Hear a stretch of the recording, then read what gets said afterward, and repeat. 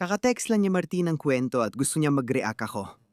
Sabi ko, sige, ano dapat i-react dyan? Ayon sa CBS News Texas, si Carmelo Anthony ay hinatulang makulong ng 35 taon habil sa pagpatay kay Austin Metcalf.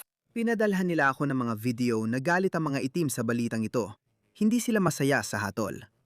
Kaya naisip ko, teka, hindi ko alam ang nangyayari. Tingnan ko muna ang kaso. Kaya naisip ko, sige, pupunta na lang ako sa woke media, The Guardian. Ganito ay nilarawan ng Guardian ang issue. Si Anthony Sentinel, Centennial High School, at si Austin ng Memorial High School, pareho silang 17 taong gulang na magkakilala sila sa isang Frisco Independent School District track meet noong Abril. 2025. Nagdulot ng kalituhan ng biglaang ulan. May mga atletang nanatili sa field habang ang iba ay nagtakbuhan sa tent ng team nila. Walang tent ang Centennial noon. At nang sumilong si Anthony sa tent ng Memorial, nagkaroon ng komprontasyon na nauwi sa pananaksak ni Anthony kay Austin na idiniklarang patay ilang sandali matapos dalhin sa isang lokal na ospital. Kitaan nyo naman, nagkaroon ng komprontasyon na parang okay lang saksakin ng tao ang kapwa niya. Kaya lumalabas, itong lalaking ito, itong atleta, siyang nanaksak at pumatay sa lalaking iyon. Sige, walang isyong lahi. Makikita mong sinaksak ng lalaki ang isa pa. Dapat lang siyang makulong ng matagal. Wala akong pakialam sa nangyari o sa sinabi ng iba. Hindi mo basta sinasaktan ng damdamin ng iba. Sige. Kaya naman, ginawa na nilang issue ng lahi ito. Tingnan mo ito. Pakinggan natin ang lalaking ito. Nagulat siya sa hatol. May nagsabi sa akin na napatunayan pumatay si Carmelo Anthony sa puting lalaki. Sa pagpatay sa isang puting lalaki. Sa totoo lang, Chad, grabe. Hindi mo talaga makakasahan ng Amerika. Hindi ko inaakala na mahatulan kang guilty. Pero sa totoo lang, hindi na rin ako nagulat. Kapag alam mo kung ano talaga ang criminal justice system at kung para saan ito, hindi ka na magugulat sa mga ganitong resulta. Palalayain pa nila si Richao, pero hindi si Carmelo Anthony na talagang pinagbantaan ng buhay ng dalawang malalaking puting lalaki. Kung ako yon, sasaksakin ko silang dalawa. Pero palayain nyo si Carmelo Anthony, pare. Wala naman siyang ginagawang masama sa kahit sino. Ano bang hindi ko maintindihan dito? Bakit sila nagagalit? Sige, mataas ang tensyon na yun sa labas ng Collin County Courthouse. May balita na may hatol na para kay Carmelo Anthony. Abangan nyo. Sige, nangyari talaga yon habang live. Wala namang humaharang sa'yo. Gawin mo na lang ang gusto mong gawin sa kanya. Pare, huwag ka mamaya, ha? Di ka may isubot namin. Usap tayo. Bakit ka binya sa harap ko? Bakit ka humaharap sa akin ng ganyan? Bro, ikaw ang humaharap sa kanya. Ikaw ang nagagalit, umaasta ng agresibo at may galit. Yung lalaki, kalmado lang. Parang bakit hindi na lang sila magsalita ng mahinahon? Huwag mong gawin yan. Babae yan. Babae yan. Babae yan! Huwag mong gawin yan! Babae yan! Babae yan. Babae yan! Babae yan. Hindi isang ina. Isang kapatid na babae. Hindi ko alam kung sinong tinutukoy nila. Pride Month ngayon. Buwan ng pagmamalaki ngayon at sobra ang pagmamalaki natin. Hindi ko alam kung bakit sila nagtatalo. Ito pa mula sa taga-suporta ni Carmelo Anthony. Anong sasabihin ko sa 5 anak kong lalaki? Anong gagawin namin ngayon? Oo, huwag pumatay. Ano ba pinag-uusapan nila? Ano reklamo nila? Hindi ko maintindihan.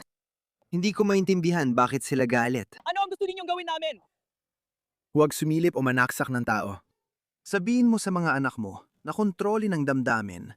Kung magalit, lumayo at iwasang mag-react ng marahas. Siguro, pare, patunay ito na kaya nating bumuo ng tribo. Lahat ay makakabuo ng tribo. Kaya ang mga taong ito ay kumakampi kay Carmelo dahil lang pareho sila ng lahi. Kaya ang tanong ko ay, kung lahat ay pinapayag ang maging makakabuo ng tribo, kung lahat ay pinapayag ang protektahan ang sarili nilang lahi, bakit hindi rin pwedeng gawin yon ng mga puti? Hindi ko sinasabing dapat nilang gawin yon. Pero bakit bawal kung ginagawa rin ng iba? Anong klaseng mundo ba ang gusto ng mga gising na kaliwang baliw? Gumagawa sila ng mas tribong mundo. Gumagawa sila ng mas magulong mundo na hindi magiging maganda para sa kahit sino sa huli. Ano bang gusto mong gawin namin na yon? Wala na akong masabi o alam na gagawin. May 5 akong anak na lalaki at wala na rin akong masabi sa kanila. Hindi mo na pwedeng talikuran ito. Mahinga ka na sa kapayapaan, Trayvon Martin. Sabihan ng 5 mong anak na lalaki na iwasan ang karahasan. Tingnan mo ito, hindi ko talaga maintindihan ang nangyayari. Pakisabi sa akin sa comment section sa ibaba. Sige. Pakiusap, ipaalam mo sa akin. Dapat mahiya ang mga itim sa pagtugon nila sa pagpatay ni Carmelo kay Austin Metcalf. Wala na akong masabi tungkol sa kasong ito. Kung hindi ito tungkol sa isang itim at isang puting bata, hindi rin magmamalasakit ang komunidad ng mga itim. Halos araw-araw may karahasan sa mga komunidad natin sa Chicago at iba pang lungsod, pero napapansin lang kapag parehong itim ang sangkot. Sinabi ko na ito noon pa, kaya kahit bago ako sa politika, hindi ako sumuporta sa Black Lives Matter at katulad nito. Dahil para sa akin, may particular lang na panahon na mahalaga ang buhay ng mga itim. Ay kapag may kinalaman sa isang puti pero tayo sa komunidad ang nagkakapatayan. Araw-araw akong tinatawagan ng nanay ko at ikinukwento niya kung paano pinapatakbo ng mga demokratiko ang lungsod nila. May mga pinapatay, batang binabaril sa kalsada, at walang pakialam o nagsasalita ang mga tao. Pero kapag may nangyaring kahit anong uri ng issue tungkol sa lahi, ang tanging dahilan kung bakit nagkaroon ng pambansang atensyon ang kasong ito at kung bakit galit ang mga tao sa hatol ay dahil sa galit at rasismo sa magkabilang panig, syempre, pero pati na rin sa loob ng komunidad ng mga itim. Maraming itim ang pinalaking iniisip na lahat ng problema nila ay dahil sa mga puti. Ganon din ang itinuro sa akin. Hindi lang sa mga itim, nangyayari rin ito sa ibang kultura. Kahit ang mga taong lumipat sa mga kanluraning bansa, kahit 2 henerasyon na ang lumipas, sinisisi pa rin nila ang mga puti na tumanggap sa kanila sa kanilang mga bansa. Parang wala talagang saysay yun. Naghihintay lang ako actually. Hindi naman ako naghihintay, pero alam kong mangyayari ito. Naghihintay lang ako na maubos ang pasensya ng mga puti. Mangyayari at mangyayari iyon. At tingnan mo, nangyayari na nga. Tingnan mo ang nangyari sa Ireland o Northern Ireland. Isa na namang Sudanese na sira ang ulo. Na asylum seeker ang nagtangkang pugutan ng ulo, ang isang taong walang kalaban-laban. Sa tingin ko ay may kapansanan sa pag-iisip o may mental impairment.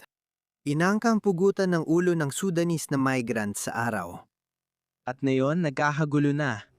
Sinusunog ng mga tao sa Northern Ireland ang mga bus, hotel, at bahay ng mga imigrante. Parang ibig ko sabihin, yan ba talaga ang gusto nila? Sa tingin ko, yan ang gusto nila.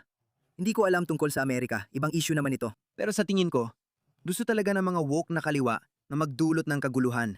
Para pagkatapos ng kaguluhan, maipakilala nila ang gusto nilang utopia, na siguradong magiging dystopia naman.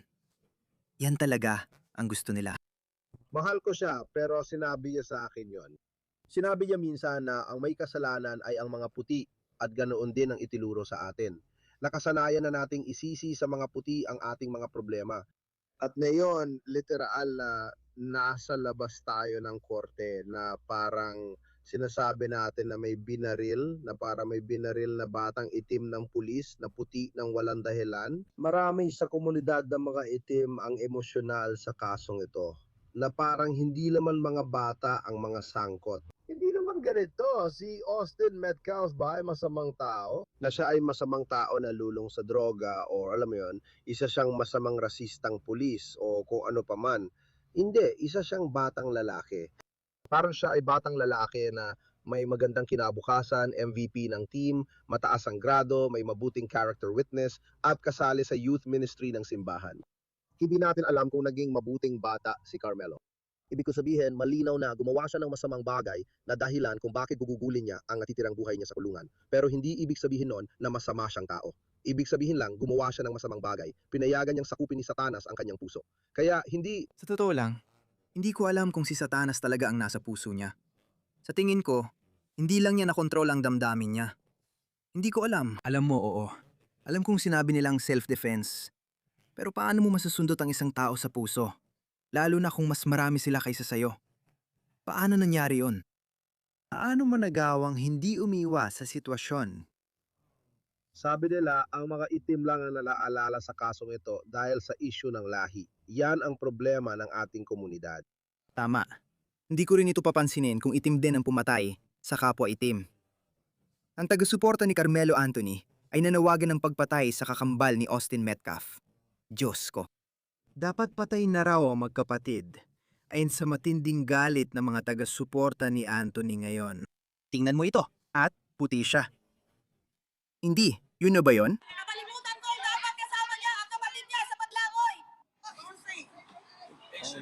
Dapat talagang gawin sila. Masasama ang mga tao. Gusto ko pang makita ang bukas. Oh, patuloy silang humasta ng ganito. Ewan ko. Hindi ko naman sinasabing lahat sila, pero may ganitong pag-iisip sa kaliwa na umaasta ng ganito. Hindi ka naman mananalo ng puntos dyan. Pasensya na. Wala kang mararating o makakamit sa ganyang pag-iisip. Basahin ko pa sa yon ilang detalye ng kaso. Ipinaglaban ng mga abogado ni Anthony na siya ay nagdepensa lang sa sarili matapos siyang harapin ng mga miyembro ng kupunan ng Memorial High School. Ayon sa depensa, hinarap ni na Austin at ng kakambal niya si Anthony. Pareho silang mga 6 na talampakan at 1 pulgada ang taas. Samantalang si Anthony ay 5 talampakan at 8 pulgada lang. Ayon sa depensa, tumugon si Antonio dahil sa takot at gulo, habang sinabi ng taga-usig na biglaan at hindi inaasahan ang pananaksa kay Austin.